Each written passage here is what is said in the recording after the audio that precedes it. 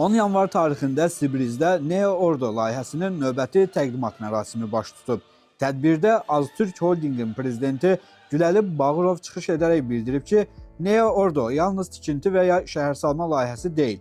Bu layihə yeni iqtisadi modelin, müasir idarəçilik fəlsəfəsinin və innovativ dünya baxışının təcəssümüdür. Güləli Bağırov vurğulayıb ki, layihə reallaşdıqdan sonra Azərbaycan maliyyə, texnologiya, logistika və innovasiya sahələrində dünyanın aparıcı mərkəzlərindən birinə çevriləcək. Azərbaycana indiyə qədər bu qədər böyük bir investisiya qoyulmamışdı.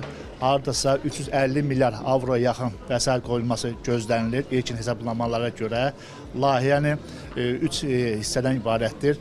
Burada yüzlərcə yeni binalar, məktəblər və ən əsası 800 min insan yaşaya biləcək bir şəhər tikməyə planlaşdırırıq ortaqlarımızla.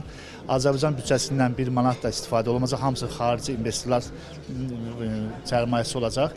Mərasimdə bir sıra xarici və yerli iş adamları, millət vəkilləri, eləcə də media nümayəndələri iştirak ediblər.